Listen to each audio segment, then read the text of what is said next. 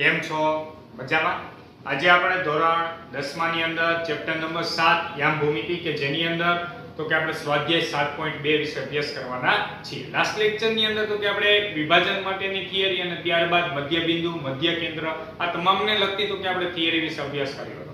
બરોબર, તો કે સૌપ્રથમ બધાને તો કે વિભાજન શું છે, વિભાજન સૂત્ર આવડવું જોઈએ, ત્યારબાદ મધ્ય બિંદુના યામનું સૂત્ર આવડવું જોઈએ અને મધ્ય કેન્દ્રના યામનું સૂત્ર આવડવું જોઈએ. તો સૌપ્રથમ તો કે બધાને આટલા સૂત્ર તો કે ખાસ બધાને આવડવા જોઈએ, તો જ તો કે આજના તો કે આ ક્વેશ્ચન બધા સમજાશે. તો ચાલો આપણે જોઈએ ક્વેશ્ચન નંબર 1. ક્વેશ્ચન નંબર 1 માં તમને શું આપે છે? બિંદુઓ -1 7 અને તો કે 4 3 આને જોડતા રેખાખંડનું 2:3 ગુણોત્તરમાં વિભાજન કરતા બિંદુના યામ શોધો. ક્વેશ્ચન સાવ એટલે સૌ સિમ્પલ છે. બે બિંદુ આપી દીધા છે, એ બે બિંદુને જોડતો એક રેખાખંડ છે. એ રેખાખંડનું તો કે કોઈ પણ એક બિંદુ છે 2:3 ગુણોત્તરની અંદર વિભાજન કરે છે અને તો કે એ બિંદુના આપણે યામ મેળવવાના છે. કહેવાનો મીનિંગ શું છે? રેખાખંડનું જે બિંદુ વિભાજન કરે છે તો એ વિભાજન બિંદુના યામ શું હશે એ આપણે મેળવવાના છે. ચલો રકમ પહેલા બધાને સમજાણી. તો સૌપ્રથમ આપણે ધારી લઈએ. ચાલો ધારો કે બિંદુ P of xy, ચાલો બિંદુ P of xy એ આપણી પાસે a ના યામ આપણે ધારી લઈએ. ચાલો આ -1 7 તથા b ના યામ ચાલો આપણે બીજું જે બિંદુ આપી દીધું છે એના યામ ધારી લઈએ 4 3 ને જોડતા રેખાખંડ AB નું કેટલામાં તો કે 2:3 ના ગુણોત્તરમાં વિભાજન કરે છે. ચાલો સૌપ્રથમ બધાને તો કે આ જે લખ્યું એ સમજાવવું જોઈએ. ફરી એકવાર આપણે વાંચીએ. આપણને એવું કીધું હતું વિભાજન બિંદુના યામ મેળવવાના, તો આપણે વિભાજન બિંદુના P of xy ધારી લીધા. હવે બાકીના જે બે બિંદુ આપ્યું છે એના દ્વારા રેખાખંડ બને છે. આપણે એને નામ પણ આપી દીધા A અને B. એને જોડતા રેખાખંડનું AB નું 2:3 ગુણોત્તરમાં વિભાજન કરતા તો કે આપણી પાસે બિંદુ છે. ચાલો તો હવે આપણે સૂત્ર યાદ કરો. શું હતું સૂત્ર? તો કે વિભાજન બિંદુના યામ બરાબર, ચાલો આપણે સૂત્ર લખીએ. તો અહીંયા લખીએ માટે વિભાજન બિંદુના યામ ઇઝ ઇક્વલ ટુ, ચાલો સૂત્ર શું હતું યાદ કરો બધા. તો કે આપણી પાસે m1 x2 પ્લસ તો કે m2 x1, ચાલો એના છેદમાં શું હતું તો કે m1 પ્લસ m2 અને પછી આપણી પાસે y યામ એનો શું હતો m1 y2 plus m2 y1 છેદમાં તો કે m1 પ્લસ m2. ચલો આપણી પાસે આ ટાઈપનું કંઈક ફોર્મ્યુલા હતી. તો હવે બધી વેલ્યુ તો કે આપણે મૂકીએ. ચાલો વિભાજન બિંદુના યામ કયું બિંદુ વિભાજન કરે છે? તો કે P બિંદુ. તો આપણે લખીએ માટે P of xy, ચાલો P of xy is equal to, ચાલો m1 x2 m2 x1. હવે બધા જોજો ખાસ. x1 y1 મીન્સ પેલું જે બિંદુ હોય તે, x2 y2 મીન્સ બીજું જે બિંદુ હોય તે. આ બધા એકલા ખાસ મગજમાં રાખવાનું છે. ફરી એકવાર x1 y1 શું હોય? પેલું જે બિંદુ છે તે, અને x2 y2 શું હશે? બીજું બિંદુ હશે તે. m1 m2 શું હશે? તો કે આપણી પાસે 2:3 એટલે m1 બરાબર 2 m2 બરાબર 3. તો આ બધા ખાસ યાદ રાખવાનું છે. ચાલો આપણે બધી વેલ્યુ મૂકીએ. જોજો m1 એટલે કેટલા છે? 2. ચાલો x2 મીન્સ બીજું બિંદુ. ચાલો બીજું બિંદુના યામ xm કયો છે? 4. તો અહીં x2 પ્લસ m2 કેટલા છે? 3. ચાલો x1 એટલે પહેલા બિંદુના યામ -1. ચાલો એના છેદમાં m1 m2 એટલે 2 + 3. હાલો y યામ આપણે લખીએ m1 તો 2 છે. y2 મીન્સ બીજું બિંદુ જે છે એનો y યામ કેટલો છે? -3. ચાલો એને પ્લસ m2 એટલે આપણી પાસે 3 છે. y1 એટલે પહેલા બિંદુનો તો કે y યામ 7 આખાના છેદમાં તો કે 2 + 3. ચલો બ્રેકેટ પૂરો. ફરી એકવાર કેવી રીતે આપણે લખવાના છે? m1 m2 એટલે કે જે વિભાજન ગુણોત્તર છે તે, એટલે m1 બરાબર 2 છે, m2 બરાબર 3 છે. ત્યારબાદ x1 y1 એટલે પેલું જે બિંદુ છે એને x1 y1 લઈએ, બીજું જે બિંદુ છે એને x2 y2 લઈએ. ચલો ખબર પડી? x1 y1 આ x2 અને આ y2. ઈ મુજબ બધી વેલ્યુ મૂકી. ચાલો હવે માત્ર તો કે સાદુરૂપ જ છે. હવે સાદુરૂપ તો બધાને આવડતું જ હોય.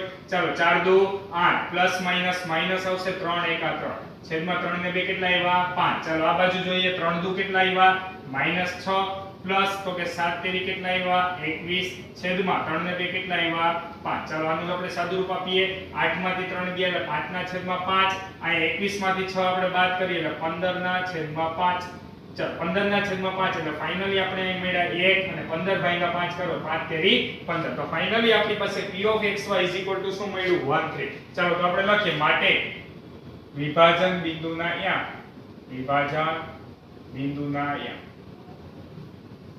ચાલો વિભાજન બિંદુના યામ આપણને શું મળ્યા તો કે આપણી પાસે 1 3. ચાલો સમજાય છે બધાને? તો એટલા માટે તો કે આપણી પાસે અહીંયા રેખાખંડ AB જે હતો એનું એક વિભાજન કરે છે બિંદુ અને બિંદુના યામ આપણને મળ્યા 1 3. હવે સૌપ્રથમ આખા ક્વેશ્ચનમાં શું કર્યું? આ પહેલો ક્વેશ્ચન છે એટલે હું આખી વસ્તુ સમજાવું છું કે આપણે કોઈ પણ ક્વેશ્ચન ગણીએ તો એની અંદર કોઈ ક્વેશ્ચન કેવા શું માંગે એ પણ બધાને ખબર પડવી. ચાલો હવે એક તો કે આપણે આલેખની મદદથી તો કે આખો ક્વેશ્ચન સમજવાની ટ્રાય કરીએ. ચાલો બધા ખાસ ધ્યાન આપજો. સૌપ્રથમ તો કે આપણે x અક્ષ અને y અક્ષ તો કે આપણે દોરીએ. તો અહીંયા આપણી પાસે x અક્ષ છે, અહીંયા આપણી પાસે y અક્ષ છે. ચાલો હવે એક બિંદુના યામ આપણી પાસે -1 અને 7 છે. જોજો બધા ખાસ. ચાલો -1 એટલે અહીંયા ક્યાંક હશે અને 7 એટલે તો કે ઉપરની બાજુ એટલે કે અહીંયા ધારી લઈએ કે આપણે -1 7 બિંદુ આવેલું છે. ચાલો -1 7. ત્યારબાદ બીજું બિંદુ કયું છે તો કે 4 -3. તો આપણે લઈએ. ચાલો અહીંયા 1 2 3 ને 4 આપણે અહીં ક્યાંક લઈ લઈએ ને -3 અહીં ક્યાંક લઈ લઈએ. ચાલો તો 4 -3 ધારો કે બિંદુ અહીં ક્યાંક છે. બરાબર એક્ઝેક્ટલી તમે આલેખની અંદર દોરો તો તમને વધારે આઈડિયા આવે. ચાલો આ બંને બિંદુને જોડતો આપણે આ રેખાખંડ લઈ લઈએ. આ બિંદુને આપણે A નામ આપી દઈએ, આ બિંદુને આપણે B નામ આપી દઈએ. ચાલો હવે આપણે P ના યામ શું મળ્યા? જો બધા 1 3 એટલે કે અહીંયા ક્યાંક ધારો કે બિંદુ છે. ઈ બિંદુના યામ આપણે 1 3 લઈ લઈએ. ચાલો આ બિંદુના યામ શું છે? P. તો તમે જોઈ શકો છો AP નો ગુણોત્તર લ્યો અને PB નો ગુણોત્તર લ્યો તો આ ભાગ 2 જેટલો લાગે છે અને આ ભાગ એની કરતા થોડો મોટો 3 જેટલો લાગે. જો એક્ઝેક્ટલી તમે આલેખની અંદર દોરો તો તમને પરફેક્ટ તો કે આપણે ધારો કે આની લંબાઈ જેટલી પણ હોય એનો બીજો ભાગ આ હોય ત્રીજો ભાગ આ. સમજાય છે બધાને? તો આ આખો ક્વેશ્ચન એ કહેવા માંગે છે કે આપણી પાસે રેખાખંડ AB છે એનો બીજો ભાગ તો કે આ મળ્યો, ત્રીજો ભાગ આ મળ્યો. એવું તો કે વિભાજન કરતો એવું બિંદુ P છે અને એના યામ શું મળ્યા આપણને 1 3. ચાલો આખો ક્વેશ્ચન બધાને સમજાવો. તો સૌપ્રથમ બધા ક્વેશ્ચન નંબર 1 લખી નાખો. ત્યારબાદ આપણે આગળના ક્વેશ્ચન જોઈએ.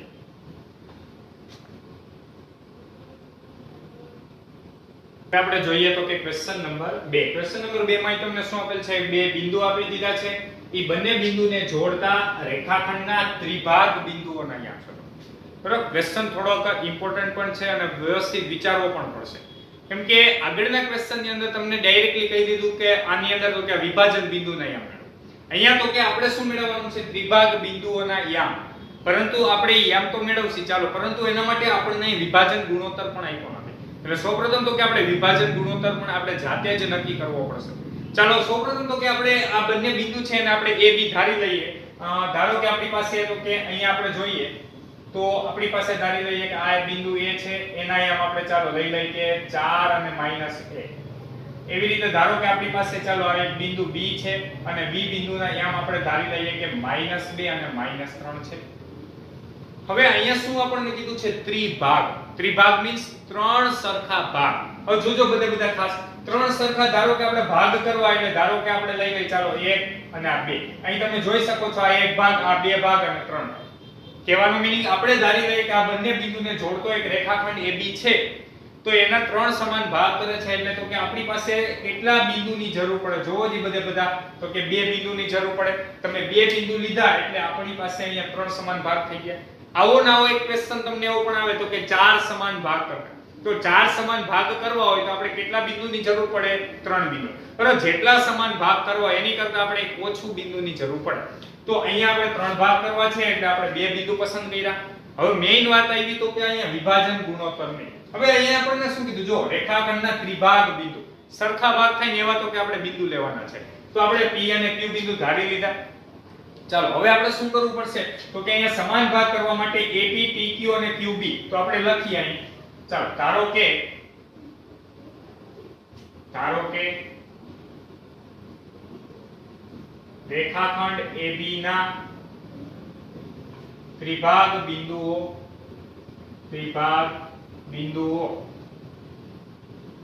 P અને Q છે. ફરી એકવાર આપણે શું ધાર્યું કે રેખાખંડ AB ના ત્રિભાગ બિંદુઓ P અને Q છે. તો એનો મીનિંગ એવો થયો માટે A થી P જઈએ કે P થી Q જઈએ કે Q થી B જઈએ આ ત્રણે ત્રણની લંબાઈ કેવી થાય સમાન જ થાય. A થી P, P થી Q અને Q થી B. હવે જોજો બધા આપણે આ બધાને 1:1 નો ગુણોત્તર ધારી લઈએ. એટલે કે A થી P ગયા, P થી Q ગયા અને Q થી B ગયા. ઈ ત્રણે ત્રણનો ગુણોત્તર આપણે 1:1 નો ધારી લઈએ. તો હવે હું એમ કહું કે P બિંદુ રેખાખંડ AB નું કેટલામાં ગુણોત્તરમાં વિભાજન કરે છે. બધા વિચારજો ખાસ. આ ત્રણે ત્રણ ભાગ અત્યારે કેટલાનો છે? 1:1 નો. P બિંદુ રેખાખંડ AB નું કેટલાના ગુણોત્તરમાં વિભાજન કરે છે? બધા વિચારો. તો અહીં તમે જોઈ શકો છો આ ભાગ 1 નો છે અને આ ભાગ 2 નો છે. એનો મીનિંગ એવો થયો P બિંદુ રેખાખંડ AB નું A તરફથી 1:2 ના ગુણોત્તરમાં વિભાજન કરે છે. પરંતુ તમને એવું પૂછું કે B તરફથી કેટલાના ગુણોત્તરમાં વિભાજન કરે? તો B તરફથી તમે જોઈ શકો છો ઉપરનો ભાગ 2 નો આવશે અને નીચેનો ભાગ 1 નો આવશે. સમજાય છે? તો બંને રીતે તમે ક્વેશ્ચન સોલ્વ કરી શકો. તો અહીં આપણે લખીએ, ચાલો અહીં બિંદુ P XY આપણે ધારી લઈએ. ચાલો એના અહીં બિંદુ P XY એ રેખાખંડ AB નું A તરફથી ચાલો કેટલા જેમ હવે A તરફથી મેં લખ્યું એનો મતલબ A વાળો ભાગ પહેલા લખવાનો. યાદ છે બધાને થિયરી? AP ના છેદમાં PB. એટલે અહીંયા આપણી પાસે 1 આ ગુણોત્તર 2 A તરફથી 1:2 ના ગુણોત્તરમાં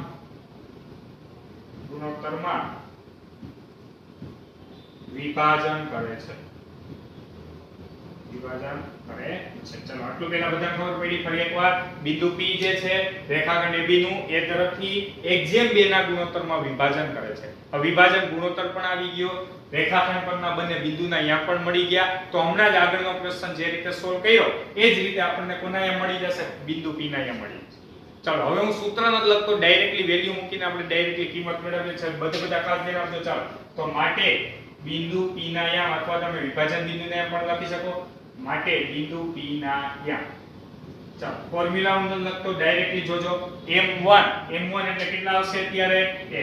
ચાલો M1 અત્યારે હું એક વખત બોલી જાઉં છું પછી તમે તમારી રીતે વેલ્યુ બોલજો. ચાલો M1 છે, આ M2, X1 Y1 આપણે ક્યાં લેવાના? પહેલા બિંદુના અહીંયા. એટલે આ X1 આ Y1 આ X2 આ Y2. ચાલો ખબર પડી? ફરી એકવાર M1 M2 X1 Y1 X2 Y2. ચાલો હવે બધા સૂત્ર મુજબ વેલ્યુ બોલતી જવાની છે. તો અહીંયા મેં લખ્યું M1. ચાલો હવે X2 કયા છે? તો અહીંયા આપણી પાસે -2. ચાલો M1 X2 પ્લસ આપણી પાસે શું આવશે? M1 X2 plus M2 X1. ચાલો M2 કેટલા છે? તો કે 2. X1 કેટલા છે? 4. એના છેદમાં M1 પ્લસ M2. ચાલો M1 Y2 કેટલા છે? -3. એને પ્લસ M2 Y1 કેટલા છે? -1. ચાલો આખાના છેદમાં 1 પ્લસ 2 અને આખાનો શું આવશે? બ્રેકેટ. ચાલો આપણે આગળ સાદું રૂપ આપીએ તો શું મળે છે ચેક કરીએ. -2 પ્લસ 4 દુ 8 છેદમાં 2 ને 1 3. અહીંયા આપણે જોઈએ તો -3 એકા -3 -2 એકા -2 આખાના છેદમાં 2 ને 1. તો ફાઇનલી આપણી પાસે 8 માંથી 2 ગયા એટલે કેટલા વધ્યા? 6/3. અને અહીંયા આપણી પાસે -5 ના છેદમાં 3. એટલે કે આપણી પાસે 6/3 કરીએ એટલે 2 મળ્યા અને -5 ના છેદમાં 3. તો માટે બિંદુ P ના આમ આપણને શું મળી ગયા? 2 અને -5 ના છેદમાં 3. ચલો ખબર પડી બધાને? હવે તો કે બિંદુ P ના આમ તો મળી ગયા. તો અત્યારે હું આ બ્લુ માર્કર થી લખું છું એટલે શું આન્સર મળ્યો એ ખબર પડે એટલા માટે. બરોબર? તો અહીં બધા ખાસ ધ્યાન આપજો. આના આમ રકમમાં આપેલ નથી, આપણે મેળવા છે 2 અને -5 ના છેદમાં 3. બરોબર? સમજવું ઈઝી પડે એટલા માટે તો કે મેં અહીંયા બિંદુ P ના આમ તમને લખી દીધા છે. હવે જો આપણે Q ના આમ મેળવવા છે. કોના આમ મેળવવા છે? Q ના. તો ફરી એકવાર આગળની જેમ જ તમે કરી શકો કે બિંદુ Q રેખાખંડ AB નું A તરફથી બોલો જી કેટલાના ગુણોત્તરમાં વિભાજન કરે? તો કે 2:1 ના ગુણોત્તરમાં વિભાજન કરે. આ ખબર પડી? હવે ધારો કે હું કહું કે આપણી પાસે Q બિંદુ B તરફથી કેટલામાં? તો B તરફથી 1:2 ના ગુણોત્તરમાં વિભાજન. એટલે ખબર પડી? તો કે આ રીતે તો તમે ક્વેશ્ચન ગણી શકો છો. બરોબર? આગળના જેમ જ કે પહેલો ક્વેશ્ચન ગણ્યો, અહીંયા પણ આપણે આ પાર્ટ તો કે ગણ્યો. પરંતુ આ મેથડ થોડીક લેન્ધી થાય એટલા માટે તો કે એક બીજી શોર્ટકટ મેથડ થી તો કે આપણે આ ક્વેશ્ચન સોલ્વ કરવાના છીએ કઈ રીતે તો કે બિંદુ Q એ રેખાખંડ PB નું શું થાય મધ્ય બિંદુ થાય જો શું થાય તો કે 1:1 ના ગુણોત્તરમાં વિભાજન કરે તો તમને એમ થાય તો કે આપણે બિંદુ P ના યમ કા એવી રીતે નો મળ્યો શું કામ એવી રીતે નો મળ્યો કેમ કે આપણી પાસે બિંદુ P ના પણ યમ નતા અને બિંદુ Q ના પણ યમ નતા એટલા માટે તો કે ત્યાં ફરજિયાત આપણે વિભાજન ગુણોત્તરનો સૂત્રનો ઉપયોગ કર્યો જ્યારે તો કે અહીંયા આપણી પાસે Q બિંદુ જે છે એના યમ તો કે અલગ અલગ તમે ત્રણ રીતે મેળવી શકો બે તો કે વિભાજન એટલે કે A તરફથી કાં તો B તરફથી અને બીજું શું તો કે મધ્ય બિંદુને ખબર પડે છે બધાને તો આ રીતે તમે અલગ અલગ કોઈ પણ રીતે ક્વેશ્ચન સોલ્વ કરો બધામાં આન્સર સમાન જ આવવાનો છે ચાલો આપણે મધ્ય બિંદુના યમની સૂત્ર લખીએ તો આપણે એ બધા ખાસ ધ્યાન રાખજો અહીં ચાલો હવે બિંદુ Q એ રેખાખંડ તો કે આપણી પાસે PB નું મધ્ય બિંદુ છે PB નું મધ્ય બિંદુ છે મધ્ય બિંદુ હોવા માટે તો કે આપણી પાસે ત્રણ બિંદુ હોય ત્રણ બિંદુ પૈકી કોઈ પણ બે ના યમ હોવા જોઈએ તો અહીંયા આપણી પાસે B ના યમ છે P ના યમ છે તો એટલે Q ના યમ મળી જશે ચાલો તો આપણે લખીએ માટે બિંદુ Q ના યમ ચાલો ફોર્મ્યુલા શું હતી યાદ કરો બધા x1 x2/2 y1 y2/2 એટલે કે બંનેના x યમનો સરવાળો ભાગ્યા 2 બંનેના y યમનો સરવાળો ભાગ્યા 2 ચાલો બંનેના આપણે x યમનો સરવાળો કરીએ તો અહીંયા 2 છે અહીંયા આપણી પાસે માઈનસ છે ચાલો 2 - 2 ના છેદમાં x1 x2 ભાગ્યા 2 y1 y2 ભાગ્યા 2 y1 એટલે કેટલા છે તો કે -5 ના છેદમાં 3 વચ્ચે ઓમ પ્લસ આવે સૂત્રની સાઈડ પરંતુ અહીં -3 છે એટલે આપણે -3 લખીએ છીએ એના આખાના છેદમાં તો ફાઇનલી અહીંયા 2 - 2 એટલે 0/2 એવી રીતે અહીંયા આપણી પાસે -3 -9 -9 ને -5 એટલે -14 એના છેદમાં 3 એના આખાના છેદમાં 2 ફરી એકવાર જોજો કેવી રીતે સાદું ઉપાડ્યું 3 તેરી 9 9 ને 5 14 14 ના છેદમાં 3 આખાના છેદમાં 2 ચાલો 0/2 કરીએ એટલે 0 જ મળે અહીંયા આપણી પાસે અહીંયા અંશનો છેદ ક્યાં જાય છેદમાં પરંતુ અહીં તમે છેદ પણ ઉડાડી શકો એટલે હું છેદ ઉડાડી દઉં છું ચાલો અહીં બધા ખાસ ધ્યાન રાખજો 7 આવ્યા બરાબર 7 દુ કેટલા થયા 14 તો ફાઇનલી મળ્યા -7 ના છેદમાં 3 -7 ના છેદમાં 3 તો આપણે ચાલો લખીએ માટે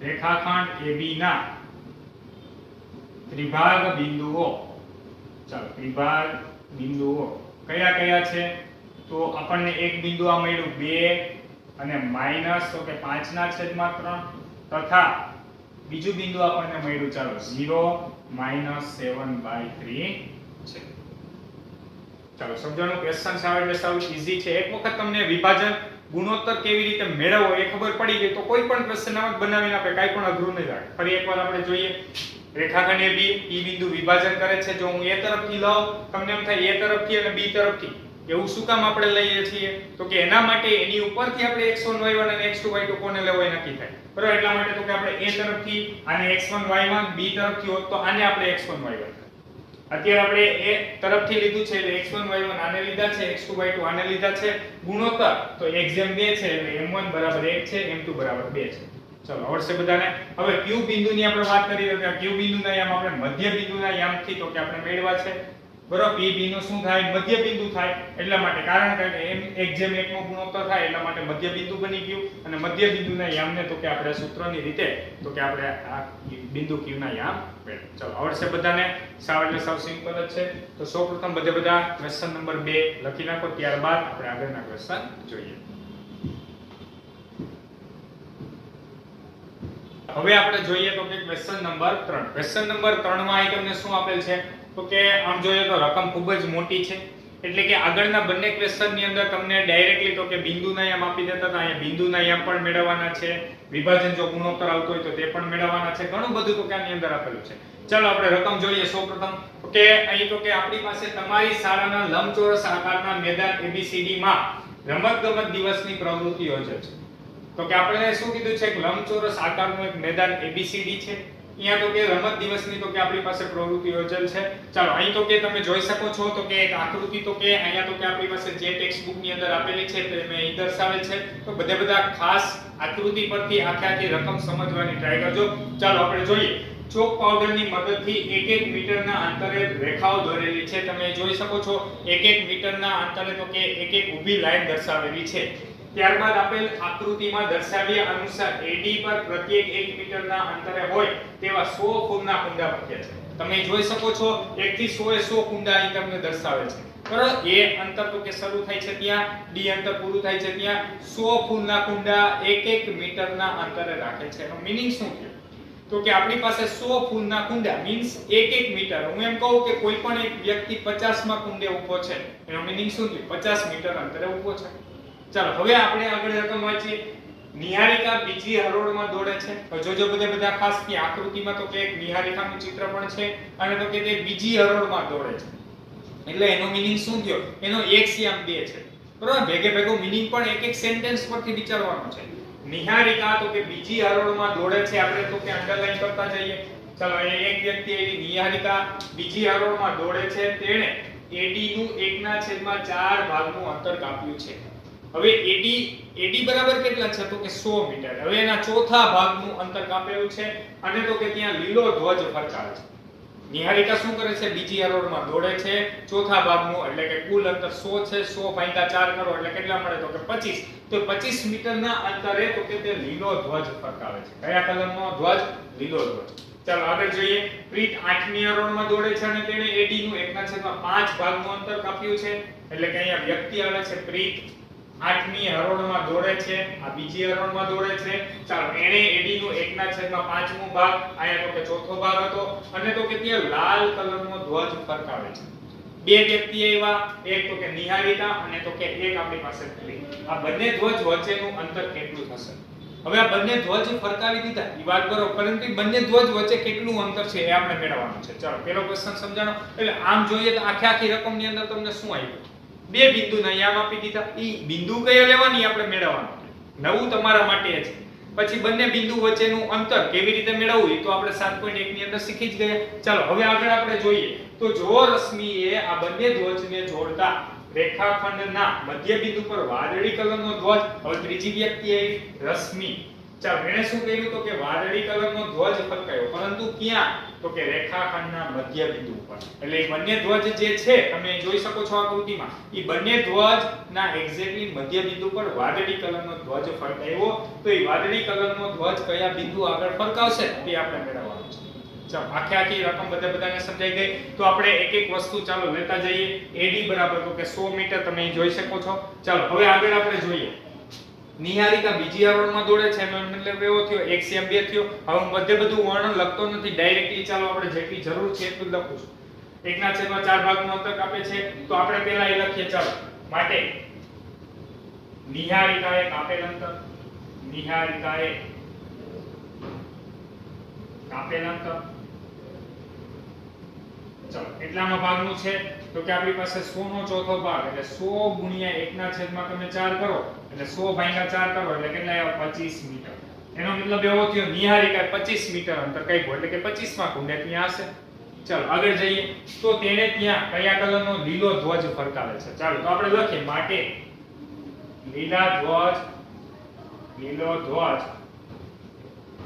ફરકાવેલ બિંદુના અહીંયા. ચાલો લીલો ધ્વજ જે બિંદુ ફરકાયો છે તે બિંદુના યામ આપણે લખવા છે. હવે એનો એક્સિયમ શું થશે? તો કે એક્સિયમ 2 થશે, કારણ તો કે નિહારિકા બીજી હરોળમાં દોડે છે એટલે એનો એક્સિયમ 2 થઈ ગયો. વાય ઊભું કેટલું અંતર કાપ્યું? તો કે 25 મીટર અંતર કાપ્યું. તો એનો મતલબ એવો થયો લીલો ધ્વજ જે બિંદુએ ફરકાવેલ છે તે બિંદુના યામ 2 25. ચાલો આપણે આ બિંદુને છે ને નામ આપી દઈએ. લીલો ધ્વજ છે એટલે ગ્રીન, આપણે તો કે એટલા માટે તો કે જી બિંદુ આપી દઈએ. ચાલો લીલો ધ્વજ ફરકાવેલ બિંદુ જી ના યામ, અને અહીંયા આપણે જી લખી નાખીએ. ચાલો એટલી પહેલા બધાને ખબર પડી. સાવ એટલે સાવ સિમ્પલ ક્વેશ્ચન છે. ચાલો આગળ જઈએ. પ્રીત 8મી હરોળમાં દોડે છે તો સૌપ્રથમ આપણે લઈ લઈએ. ચાલો પ્રીતે કાપેલ અંતર, પ્રીતે કાપેલ અંતર. ચાલો એને કેટલું અંતર કાપ્યું છે? તો કે 100 નો 5મો ભાગ એટલે 100 ગુણ્યા 1/5 આવ્યા છે, ઉડાડીએ તો 20 50 100 થશે એટલે આ આપણને મળી ગયા. ચાલો 20 મીટર.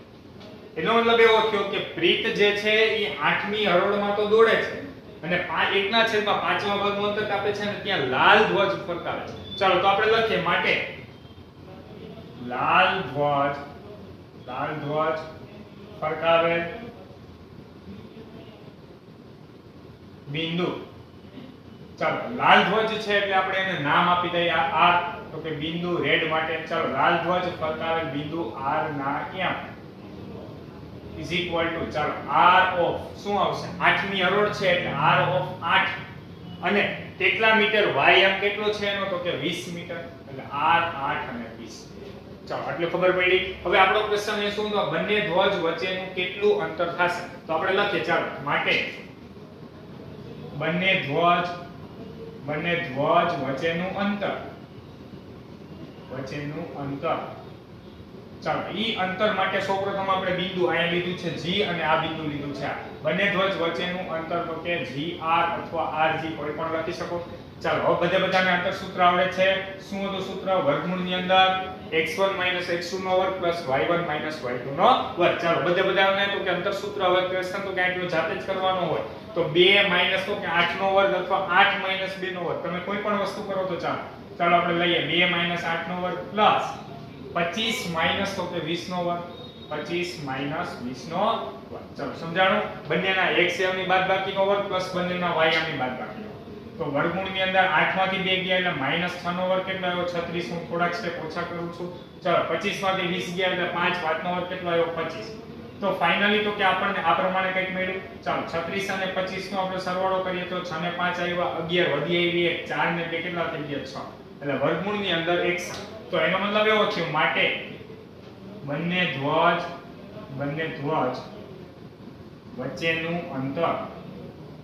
વચ્ચેનું અંતર બરાબર √61 અને આખા ક્વેશ્ચન મીટરમાં છે એટલે આપણે શું લખીએ મીટર. ચાલો એક ક્વેશ્ચનનો આપણો આન્સર મળી ગયો.